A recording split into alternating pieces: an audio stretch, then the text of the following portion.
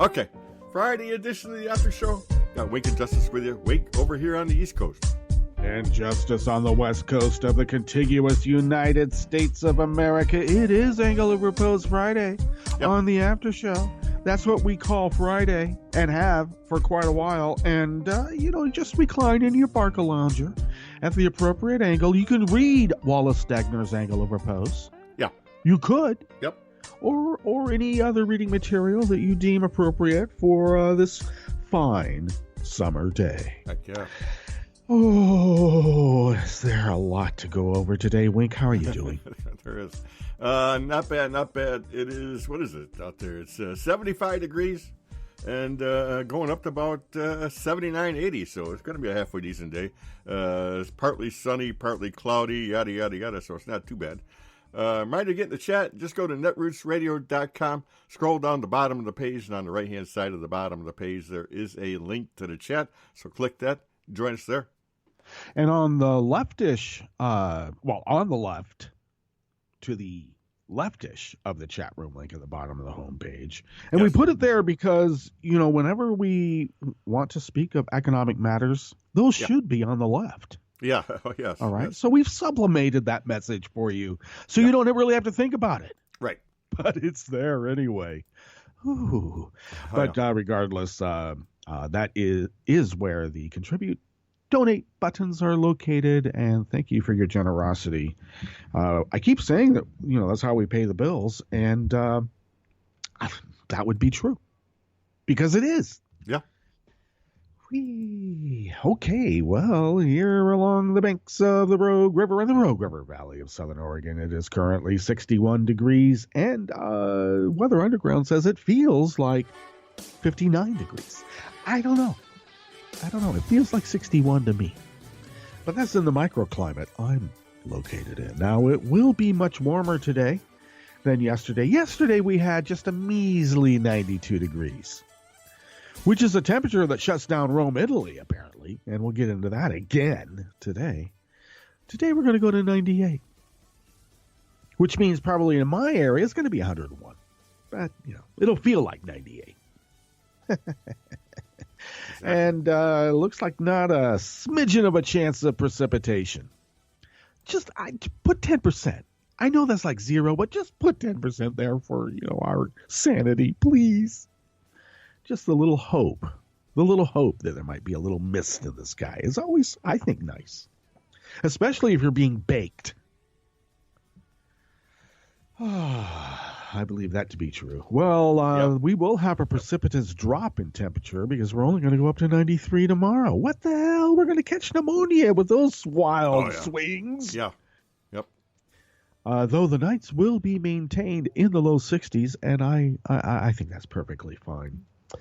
Well, weather from around the world is brought to you by people's private weather stations. They purchased, Amazon, Wayfair, maybe. Yeah. Maybe even Craigslist, if they have a Craigslist somewhere possible, around the world. It could be possible. And that's from around the world. Okay, London is 68 and mostly cloudy. Paris, happy Bastille Day, je ne suis qu'un American. They are experiencing 71 and partly cloudy. Rome is 87 and clear, still under that wildly extreme heat advisory that is going to shut down the Turkish bathrooms. You don't want those backing up. Boy, you'll be up knee deep before you realize it. I know that's gross, but nonetheless. Kiev, 62, mostly cloudy. Kabul is 85 and partly cloudy. A little bit harder to fly those drones, during wedding procession season. Yeah. Yep. They like a clear sky. Hong Kong is 80 and clear. Tokyo is 80 and clear. Sydney is 58 and partly cloudy. Now, I was like, talking about, what the hell, Sydney? Come on. Well, they are in winter right now. So if they're in winter, 58's pretty warm. Yeah, exactly. Yeah. Okay. Yep. Let's be clear. And I believe I should thank Ricky for reminding me of that because they are in a whole different hemisphere. All Yes. different. Yeah. Things go backwards.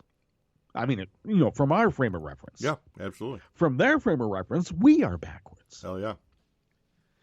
Yeah, that's called locus of proximity. Come on. And San Francisco is 55 and mostly cloudy, and New York is 67 and light rain. Now, I would consider that to be, the effects of maybe the humidity. Is that true? Is that light rain, or is that going to be just?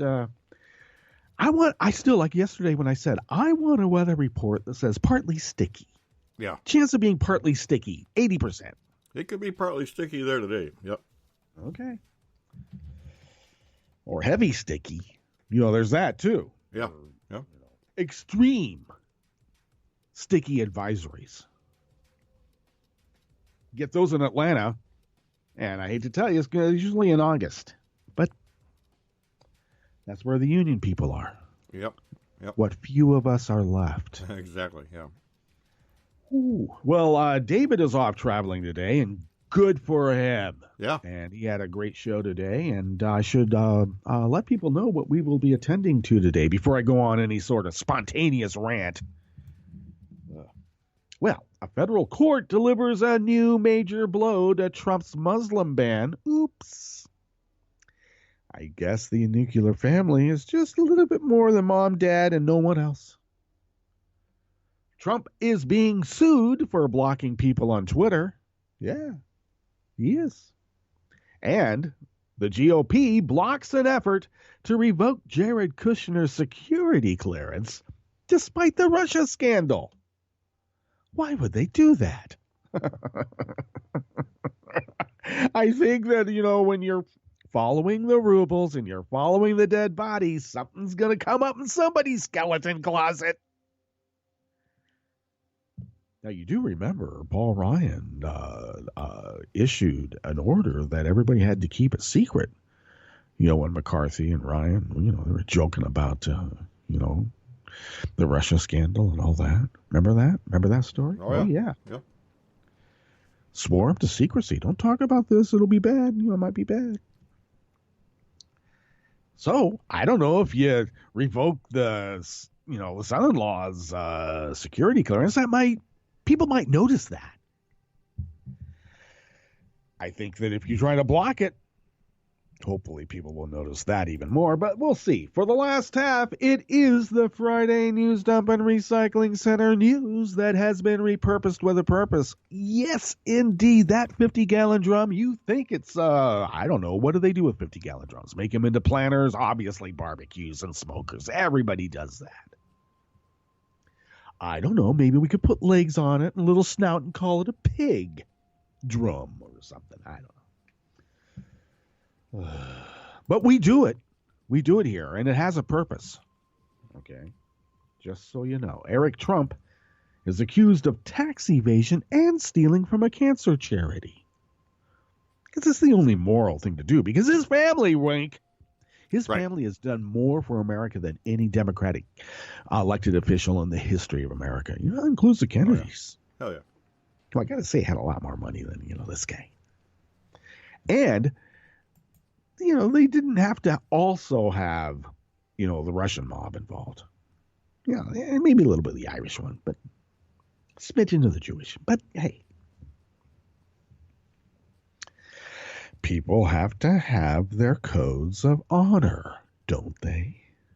Indeed. And speaking of which, the lessons Robert Mueller learned while leading the task force investigating the Enron fraud case will determine how the Russia scandal investigation proceeds. Mm-hmm. Yes, he has. He's just loading up his team. Whew. And who is Trump getting? I don't know. Like lawyers who go after private citizens. I got to tell you, I thought that was Tom that had written to Kasowitz. Yeah. And said, you should resign, and then Kasowitz in like a drunken stupor, anger tweeted back and said, I know where you are, watch your back, bitch, all this other kind of like, attack dog mob stuff that they do. And I thought that was Tom, retired PR guy. And then, he's not really retired, but, still. I just thought, wow, that's interesting. What's up with that? And, of course, you got to give, in Kaslowitz's defense, it was 10 o'clock at night. And he had been binging on Zoloft and alcohol all day. And, he's a little irritable at that point. You can't really blame him. Right. And that's who's defending the President of the United States against these charges of a witch hunt. Yeah. So he is the kind of guy that, will make you an offer of what we out here in the West are now calling slime eel, slippery snot snakes. An offer of that they can't refuse. Yeah, we had a truck overturn on the Highway 101 here in Oregon, and it spilled a load of sometimes called slippery eels, sometimes called hagfish, but neither one of those describe it as well as slippery snot snakes. Because when they're stressed, they push out this slime. Yeah. And that's a polite way of calling it snot, because it looks like snot. And so they had like Highway 101, snotted up for miles in either direction. Yep. Try announcing that over the emergency AM on your dial band. Yeah. Yeah. Well, yeah. Yeah. Highway 101 snotted up by slippery snot snakes, miles in either direction. Take care. And people did. But that's the kind of offer Kaslowitz offers. You can't refuse it in their minds. Yep. All that, plus the Connect, Unite, Act, Daily Coast community calendar and more. And as you can tell, there's always more on the after show with that ever so fine fellow over there on the East Coast in upstate New York. 21 and 21 is a district. Yeah. And why do we make reference to it? Because every district is in play and every district needs to be fought for. And that's how we win, and that's how we beat back the Russian bots, because even though they can weaponize, so can we. That's right. And his name is Wink, and this guy all the way back over here on the West Coast, and my name is Justice, and we do this 5 days a week for an hour-ish in this particular specific and ever-increasingly peculiar tear in the fabric of space-time because, well, just one more thing. Who loves you, baby? Okay.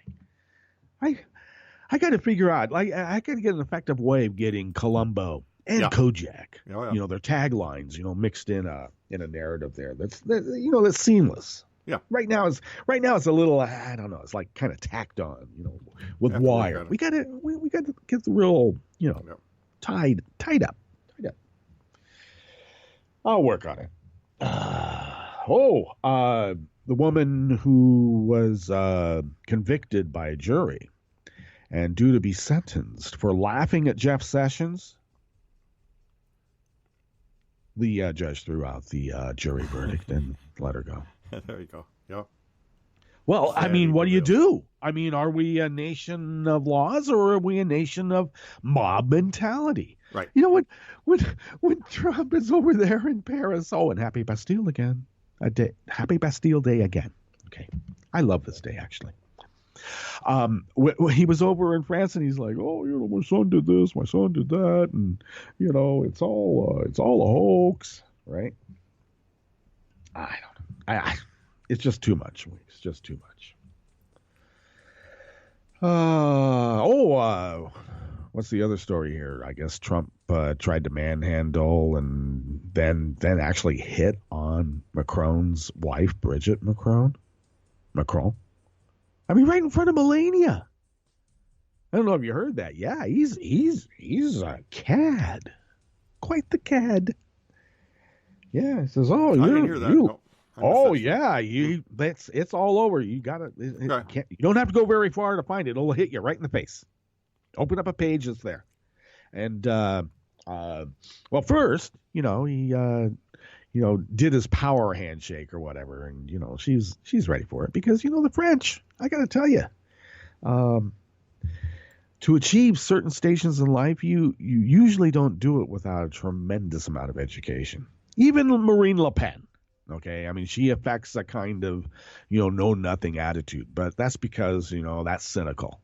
She's exceedingly intelligent in ways, but you add on the racist element and all this other stuff, and then you get a monster, right? I mean, you always do. Hasn't anyone seen French cinema? Intellect with a moral, a baseless moral grounding, and you get a monster. That's right. And so, Bridget Macron is no dummy. I mean, she knows how to deal with this stuff. I mean, France has been a colonial power for longer than the United States was a gleam in democracy's fantasy eye. Come on. Yeah. You know how to handle tribal strongmen, don't they? Oh, and so, he hit on Macron's wife, Bridget, and, said, oh, yeah, you look like you're in really good shape, hey, baby. And Melania's right there. Yeah. But he's making it back. He'll be in New Jersey this afternoon for the U.S. Women's Open golf tournament at his golf course, by the way, because that way he can grab them by the putter in front of Melania. Yeah. Because that's the kind of guy he is. We know that. Well. He gets to also come back to a court order that basically says, hey, madman, slow down. This is out of the International Business Times by Amruta Angiahortri. In a setback for, and I have to say, they use the P word and we don't. I need to remind folks the Netroots Radio Style Manual says, during this time, right, the term president will not be an honorific for this fellow. And you know what I mean. Yeah, it says it in a much more succinct and legalistic way, but with proper syntax, because it is a style manual after all. Yeah. Okay. But so I have to do some editing. I apologize. But, we do that here anyway, without even telling you when I start putting on accents and voices and going off. I just hope people can follow me. David K. Johnson might be mad. He got mad at David one time for doing that stuff. In a setback for Donald Trump's travel ban, a Hawaii federal judge. I can't believe some judge out on an island in the middle of the Pacific. That's Jeff Sessions, by the way. Could make the decision to keep this travel ban. I mean, people are going to come in and kill us white people. I think that's what it's all about. Well, that judge ruled that grandparents and relatives other than the immediate family members of the U.S. citizens should be exempt from the travel ban. Trump's travel ban bars people from 6 Muslim-majority countries. Kind of like a test case. We get this 6, and we'll get 6 more, and then 6 more, and pretty soon, we got, right where we want them. Iran, Libya, or some people say Iran, Libya, Somalia, Sudan, Syria, and Yemen. District Judge Derek Watson ruled the government's list of relatives to bypass the travel ban should be expanded to include grandparents, grandchildren, uncles, aunts, nephews, nieces, and other relatives, that the Washington Post reported. Announcing his decision, the judge said the government's classification of close family represents the antithesis of common sense. And of course, if I was a Trump lawyer, I guess I'd have to argue, well, of course you're correct. But we live in a new paradigm today. And common sense is what we arbitrarily decide it is. And tomorrow might be different. Trust me, I got to deal with this idiot. Come on, give me a break, Judge. The judge then continues. Common sense, for instance, dictates that close family members are defined to include grandparents. Indeed, grandparents are the epitome of close family members. Not in his family, because he's got how many grandparents does he have in his family? I mean, can you imagine, gift-giving seasons? I'm sure he pines for the old days. The government's definition excludes them. That simply cannot be, the judge wrote in his ruling. John Wider. I'm sorry. Here, a CNN report added the ruling also exempted the refugees who had been given a formal assurance by a resettlement agency promising them asylum in the U.S. A government agency says, yes, you qualify for asylum, come on in. And they get here and it's like, oh, sorry. Too bad. Go away. Until you make a big enough stink, like we did and others did about the Afghani girls' robotics team. Trump did relent and says, oh, well, we can let them in. They're okay. Because it, pretty much turned out to be, a PR fiasco, even for a mob mentality type like, him. And I don't say that lightly.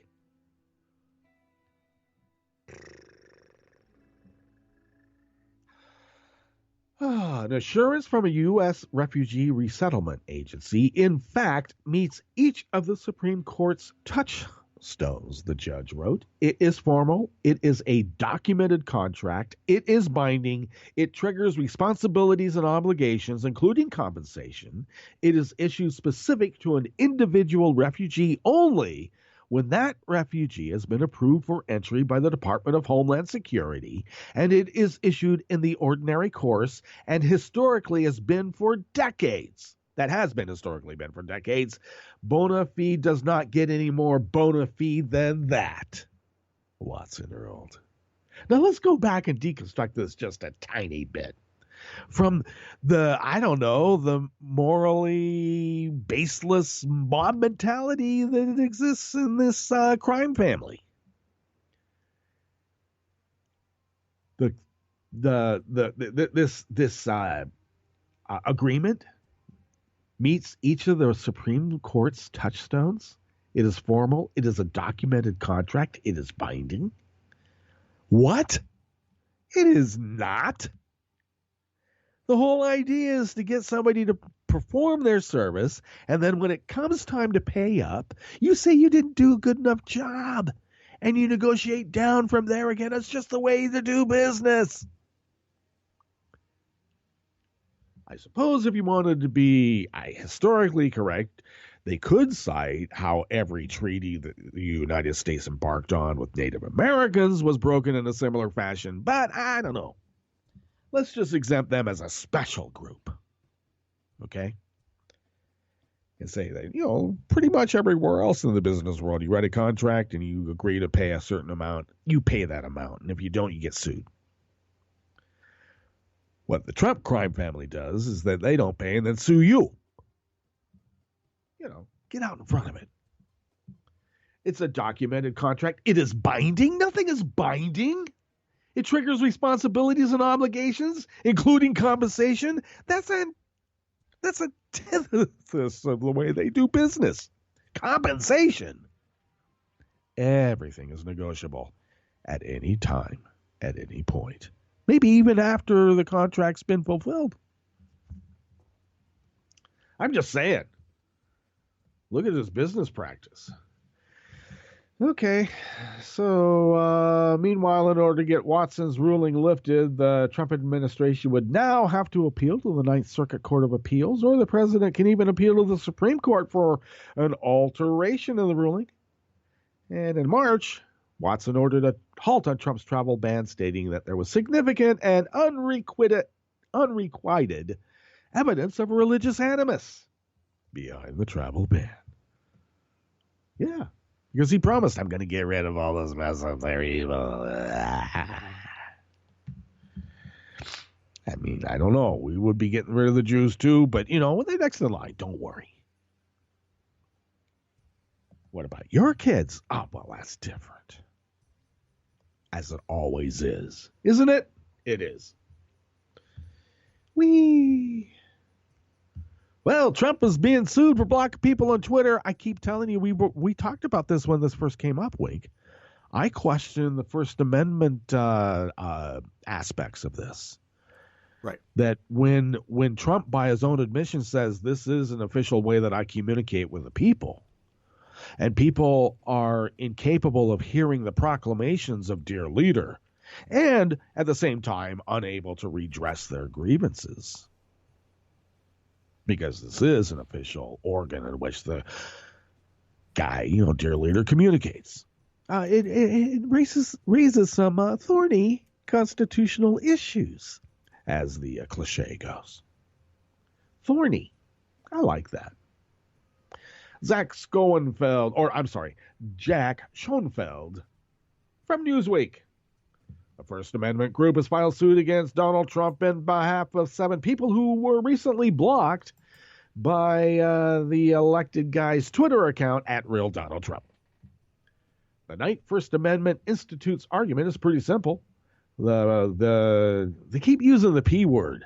Trump's Twitter is a public forum, and Trump is squashing his critics' free speech rights by blocking them on the basis of their political views.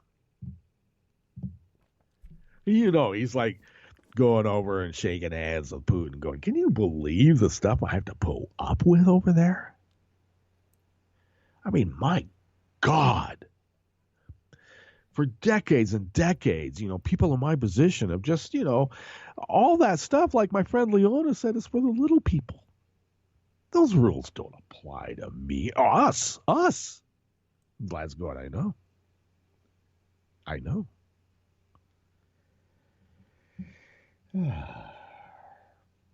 This family has no loyalty to America, Wink. They are parasites. They are parasites. Yep. People of that ilk, and the Mercers, the Kochs. Yeah, all of them, the whole bunch. I mean, there's at whatever point that they started defining themselves as human beings. I mean, if you, I don't know. Before your identity is formed, you made a pact with the devil. That's going to probably last for, quite a while. And now these people have all of the weaponized behaviors of the aristocracy that every single one of our founding fathers warned against. Yep.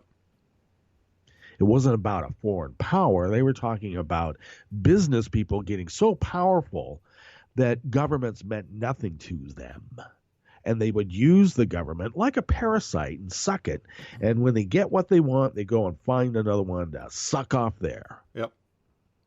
Instead of what was the idealized hope that it would be a symbiotic relationship, in which everybody flourishes because, I'm not attacking you, you're not attacking me, we're helping each other to a common goal, and that's for all of us to be able to live our lives freely and figure out how to, fix the potholes without claiming that the earth is flat, and anybody who doesn't believe it is a commie, and so we're not going to fill the potholes. Right. Okay. The idea that a public official could block citizens from hearing their official speech just because they don't agree with what that person thinks is contrary to the basic ideas of the First Amendment, Katie Fallow, a senior fellow at the Knight Institute, told Newsweek. It's analogous to the public participation component of a town hall. Allowing people to get up and speak and discuss the issues with each other is such an important part of civic discourse. To block certain speakers just because they're critical is dangerous and unconstitutional. Well, I would argue that it seems to me that the GOP representatives have been blocking people at their town halls by not ever having them.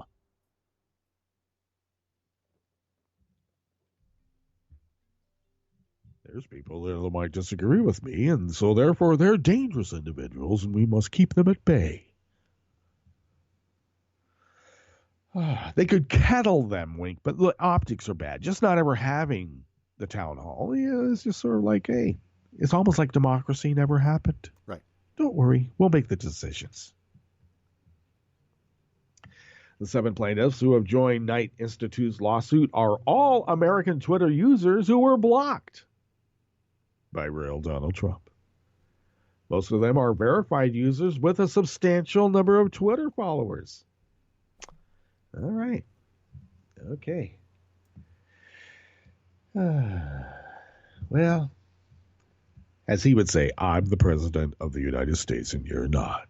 You go back and win all of this peopleless landmass here. Look at all that red. I want all that. Sagebrush. I'm powerful. And you're not.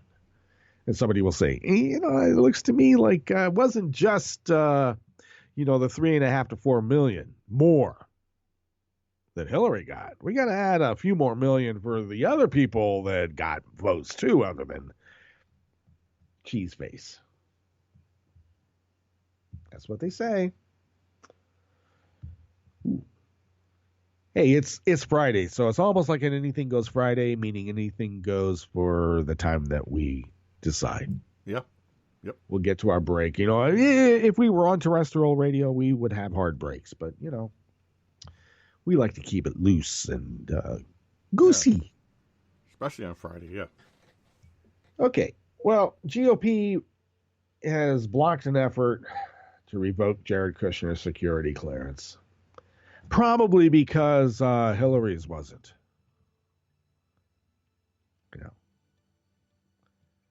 Because that wasn't a witch hunt. That was a sincere investigation of the most egregious conduct anybody in the history of America has ever done.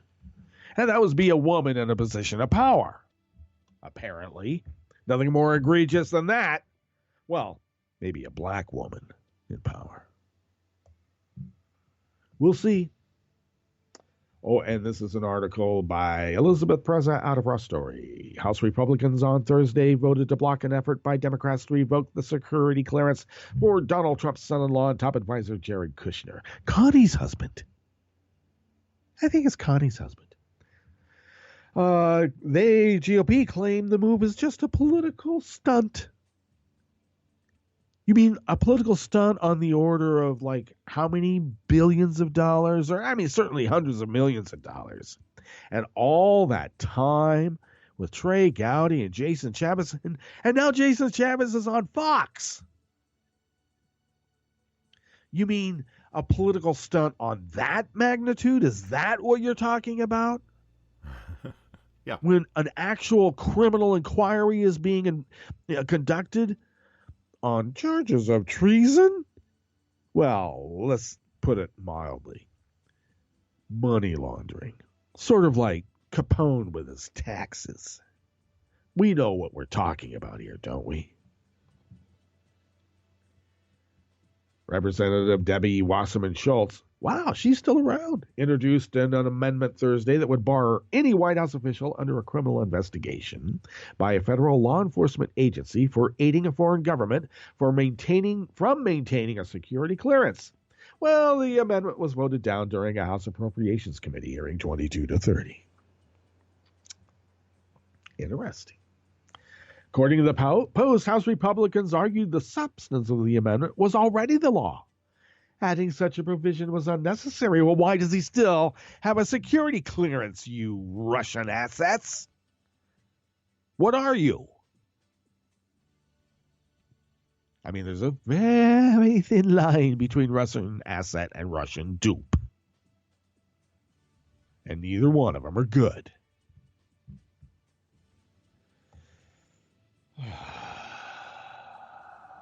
Revoking Jared Kushner's security clearance would send a clear signal to anyone who would consider aiding and abetting a foreign enemy state to affect the outcome of a U.S. presidential election, that they will not be entrusted with our nation's most sensitive information. Now, I got to tell you, Debbie Wasserman Schultz, we might have some disagreements and some criticisms, all right? But let's be clear. She was the target of a weaponized attack by the Russians to sow dissent, divide and conquer the Democratic Party. And she was ousted in the midst of all this campaign. And we have to admit that happened. Instead of this, it just happened organically because, people are these political animals that they are. Yeah, I know. But we also know that politics is run in this fashion, and there's nothing mysterious about it. But put in a weaponized fashion with the active measures that we now know. It's all there. They are admitting it. Put that in place. And, we're Democrats, we're liberals, we're progressives. We'll bicker and bite each other's tails. That's what we do. And then it got, pretty brutal, didn't it? And the ramifications exist to this very day. The animosity still exists. That's how effective it was. It wasn't a bug. It was a feature. You have to choose not to be brainwashed. Come on. Take some control over your brains. Okay, in addition to scrutinizing Kushner's foreign contacts, investigators are reportedly looking into the digital operation headed by top Trump advisor, which may have helped Russia target voters in specific jurisdictions during the campaign. And that's what I'm talking about, weaponizing stuff. There's some Bernie people there. Let's get them all riled up. There's some other, Hillary people close by. Let's get them all riled up and watch the fireworks. And that's how you get 70,000 people in specific districts on the electoral map decide, where we are now. Okay, we better get to our Jim Hightower break. We'll come back and go through the Connect, Unite, Act Daily Coast Community Calendar. It's a little one, and then we'll finish up with the Friday News Dump and Recycling Center. You are listening to the After Show on Netroots Radio with Wink and Justice, and we will be right back. Wall Street analysts tell us that Amazon's $14 billion buyout of Whole Foods Market is not only a win-win for them, but also for consumers. Why? Because Amazon intends to lower the organic grocers' prices. Really? Yes, say the analysts, because Amazon will use its amazing computer-driven tactics to cut Whole Foods' cost of selling groceries.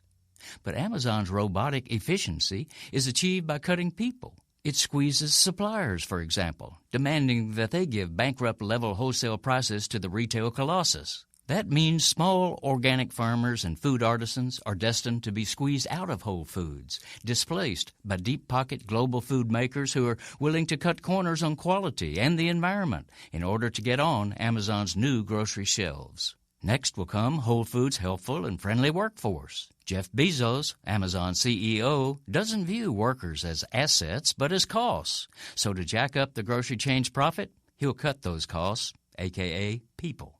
He's already testing a store concept that has no cashiers to interfere with your shopping experience, using computer sensors to take your money electronically instead of paying bothersome humans to do the job of checking you out and, God forbid, conversing with you. Oh, another plus of connecting us to the corporate computers is that they will track and record our every move and every purchase, building a detailed personal profile on each of us in order to do what? And why? This is Jim Hightower saying, according to the calendar, we're living in 2017, but the brave new future of Amazon's electronic robotic Whole Foods market tells us we're living in the corporatized version of 1984. It's a world in which the human need for jobs and personal relationships are subverted to the corporate love of automation and avaricious profits. If you'd like more of Jim Hightower's real populism, check out the Hightower Lowdown. Jim's monthly newsletter gives you the real lowdown on which corporations, by name, are doing what to the middle class, our environment, and our democracy. Each month, the Hightower Lowdown brings you facts you didn't know, along with actions you can take to fight back. It also comes with a sense of humor. Hightower believes we can fight the gods and still have fun. Plus, get this, it's cheap. Only $15 brings you 12 issues a year. For real populism, go to hightowerlowdown.org. You are listening to netrootsradio.com. Please hang up and try again.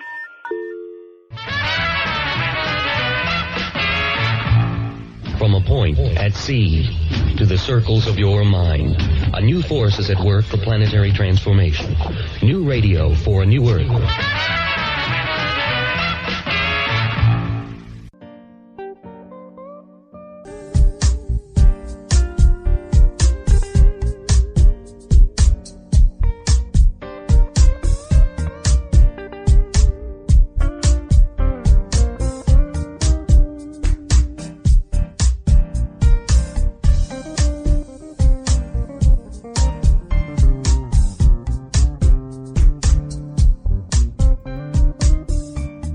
Okay, we're back.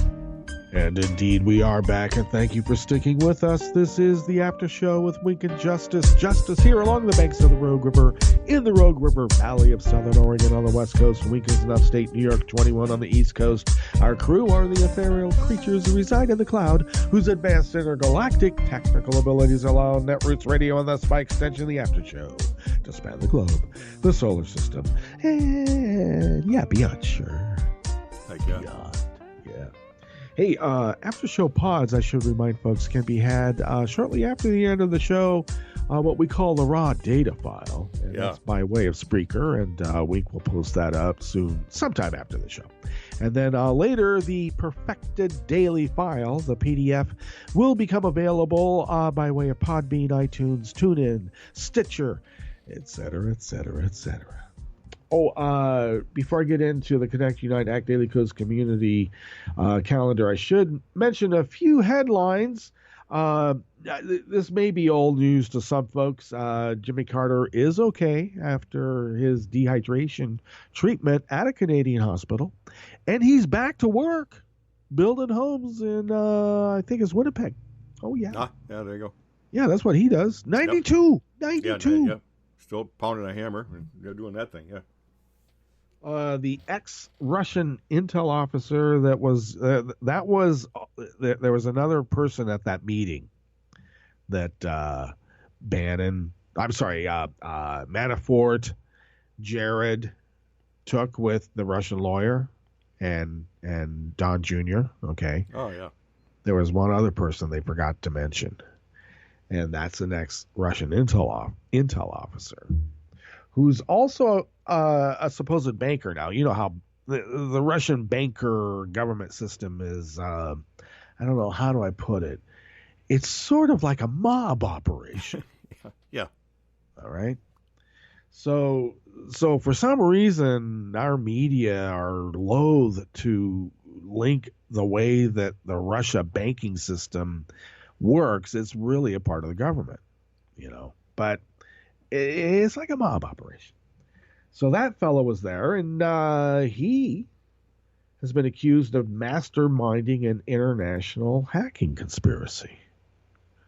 They've been under investigation, which means that's probably how the Trumps got caught up in this, because it was those people that were being investigated, and then these people start coming in, and the next thing you know, they're conspiring to get themselves into power to, squash money laundering cases and other nefarious deeds.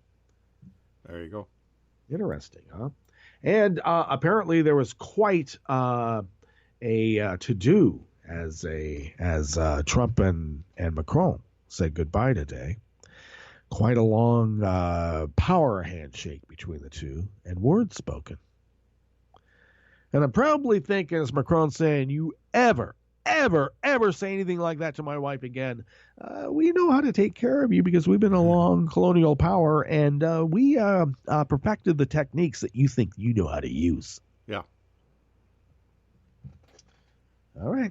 So we'll look into that a little bit later, or maybe next week. Okay. Today's Connect, Unite, Act Daily Codes Community Diary is facilitated by Smiley Creek, as it is every Friday. Yes, every Friday. Of course, this Friday today. And she actually has a question today. Have you ever used Craigslist? And I've never used Craigslist to purchase things, but I did when I was in the Bay Area look at it for lodging and maybe, job, postings and things like that. Yeah. But, she has a pictorial of things that they got from Craigslist. Some of it can be pretty good, but I lived in an area where all I had to do was drive, with the truck, a couple of miles, or not even that, several blocks, long blocks, to all of these salvage yards that had, like the old churches that had been torn down, so you had pews and altars and, moldings and any number of things, or schools, or any, glass bricks. Who sees glass bricks anymore? And they're structural. I got to tell people, they work. All right. So do go to the Connect Unite Act Daily Codes community diary and look at that wonderful pictorial of their Craigslist possessions. Colorado community is having their potluck in Southwest Denver, July 16th. That's coming up, couple of days. At 1 p.m. at Colorado Tim's House, State Senator and major sponsor of Healthcare Colorado Initiative, Dr. Irene Aguilar, State Representative Susan Lontine, and Denver City Councilman Mike Flynn will be in attendance. Cosmail Colorado Tim to attend. Oh, yeah, do that. Okay. There we go. Now it's starting to scroll properly. Denver Cossacks will hold their usual fourth Saturday of the month caffeinating liberally meeting at Common Grounds Coffee House, 44th and Vallejo. This fourth Saturday will be July 22nd from 9 to noonish.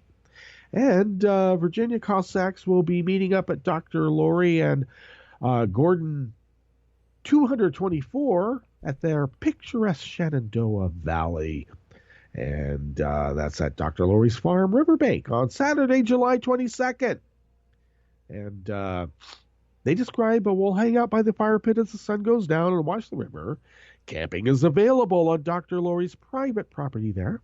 Shenandoah Valley is about 2 hours from everything. I would think the Parisians would say that's not true. Yeah.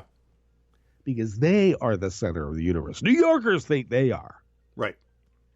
But you won't have met anyone who thinks they're the center of the universe until you've been in Paris. There you go. But still, everything is like Washington, D.C., Richmond, and Roanoke. Yeah. 1 hour from Charlottesville, a half hour from Harrisonburg. Regardless, it sounds lovely. And the photograph that she has posted here is quite stunning. Yep. Not bad. Yes, so Cosmail, Dr. Lori to RSVP for that. And then, let's see, Daily Coast Cheers and Cheers Annual Dinner, Wednesday, August 9th at 5:30 p.m. in White Oak Kitchen and Cocktails Restaurant, 270 Peachtree Street, Atlanta, Georgia. Cosmail Navajo to reserve. And one more thing, the Daily Coast Asheville. Boy, there's so many people going to... Yeah. Okay, and there's a lot of people going to the Cheers and Cheers dinner. August 12th, the Daily Codes Asheville Summer Summit meetup at Mount Mitchell State Park. August 12th, 11 a.m. to 6 p.m. The state park is located at 2388 State Highway 128 in Burnsville, North Carolina. Cosmail Randolph to attend, and that is your Connect Unite Act Daily Codes community calendar for the 14th of July of 2017. And happy Bastille Day. Yes. Yeah. Bastille, of course, being, the infamous prison, and the citizens of Paris stormed it and freed everybody, and that's why we have this terrible freedom across the world, and we have to stem it now. Right. People have gotten a little too free. Exactly, yeah. And we got to align ourselves with the white countries to put things back in order. Absolutely. As I don't know, Odin intended. I think they've been adopting the Scandinavian model for some reason. Right. Which is dubious on its face, but I think Odin was. I don't think. You never know. Okay, so Eric Trump. What an odious family. They do look like the children of the corn. When you put them together. Yeah. Man. Yep. Ooh. Okay, Josh Hoxie from Newsweek penned this. Well, no, it isn't, but Donald Trump Jr. is dominating the news cycle over his admitted collusion with Russia. Oh, I'm sorry. It's a tough time to be an heir to a multi-million-dollar fortune. And then that's actually the next line. Well, no, it isn't. It's tough being a rich boy out there. Yeah. But Don Jr. is not the only Trump kid making life harder for himself than it has to be. before we get into what the Trump kids have been doing with their time, let's first acknowledge that life as a Trump is pretty dang plush. If they do absolutely nothing but wait, they'll have more money than they could ever spend in a dozen lifetimes. Yeah, but you have to have a purpose, and sometimes the purpose is just like destroying as much as you can and then taking dominance over it. Some people are put on earth to do good things, and other people are put on earth to do, what the Trumps are doing. Tiffany Trump seems to be the only one to truly understand the virtues of laying low.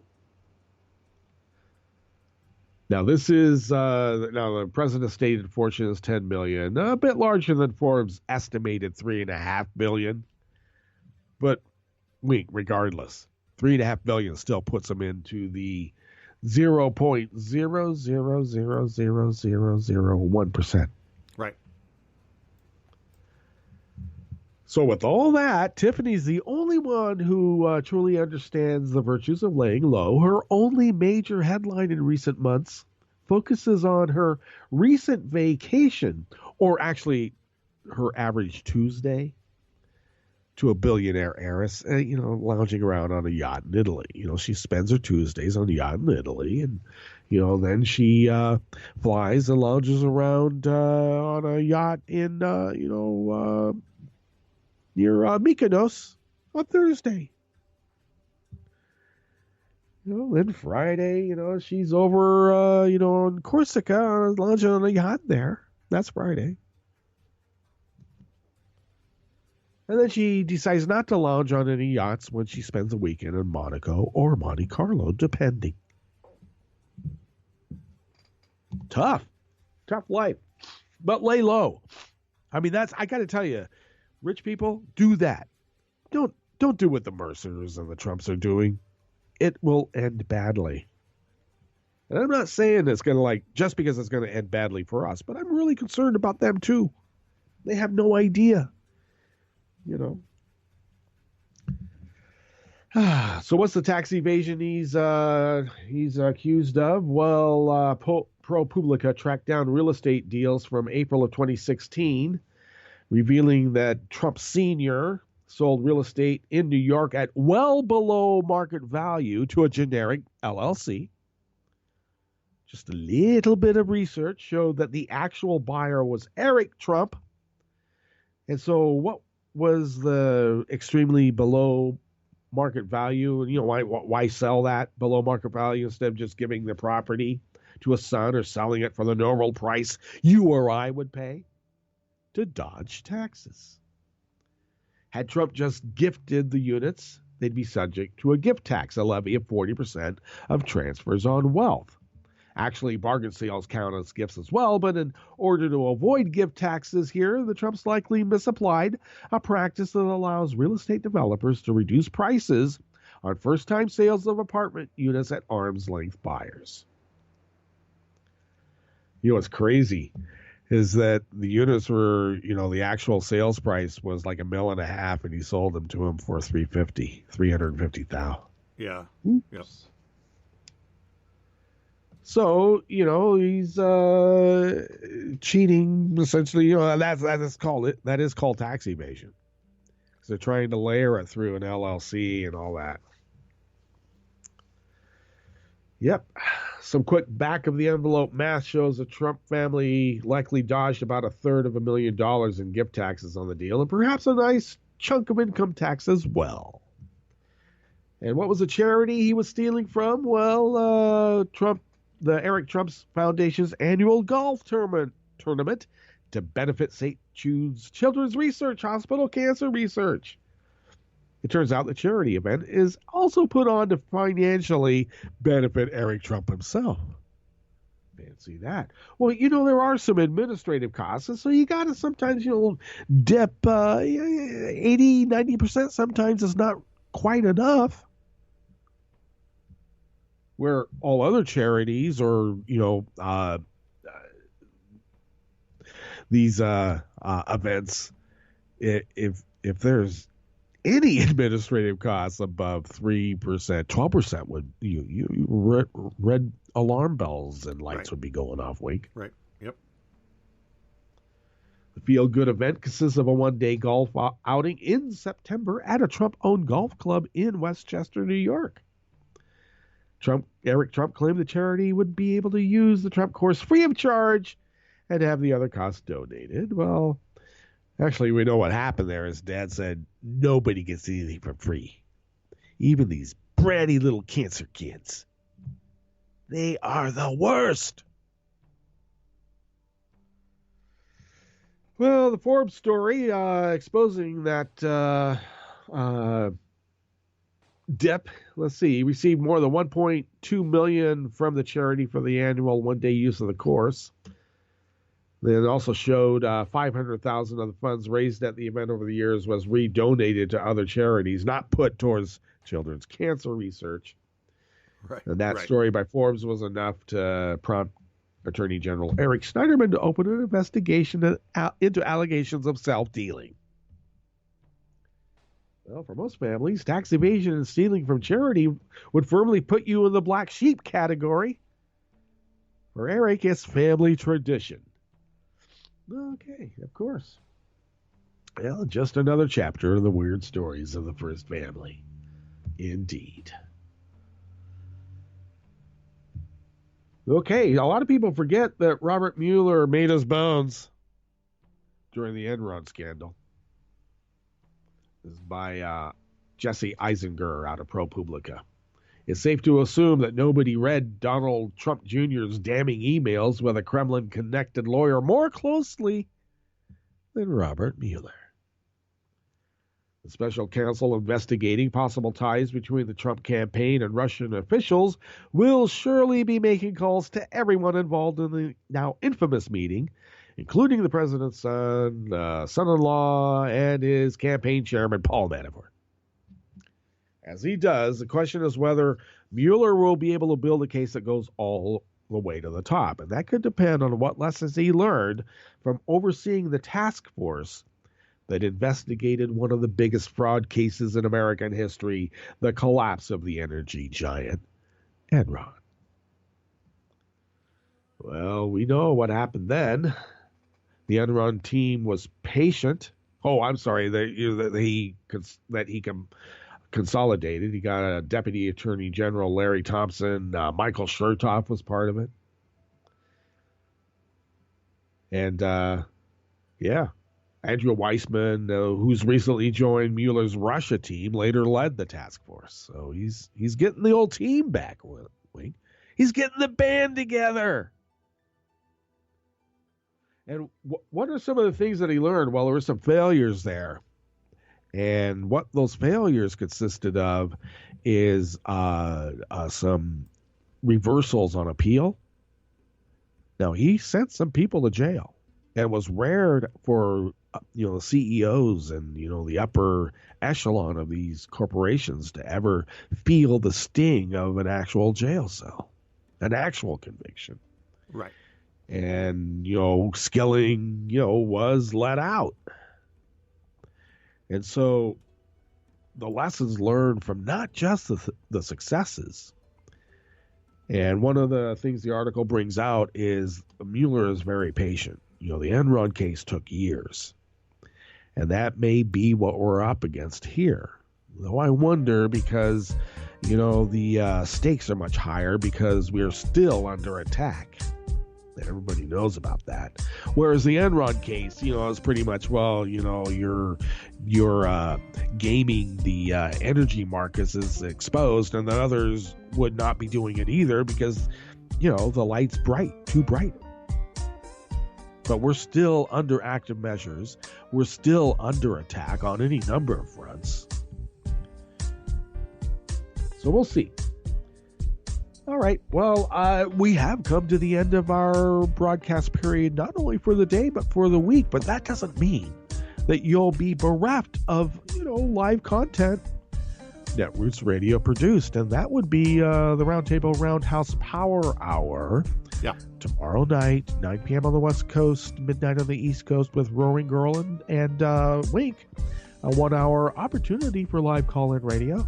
Jibber Your Jabber is a 2-hour opportunity, same time except on Sunday, and that's 2 hours, of course. And if you ever feel inclined, there is my recorded music show before Jibber Your Jabber on Sunday, the Justice Department Music Sans Frontières. Yeah, music without borders. So look, there's all sorts of stuff that you can listen to Netroots Radio for. And I should mention that we will be having the Luigi Cinque and the Tarantula Hypertext Orchestra doing Garritum before Hartman comes up about 10 minutes after the hour. So stay tuned to Netroots Radio 24/7, 365. And why? Well, because who loves you, baby? Okay, Wink, I will see you on the other side. All right. We're out.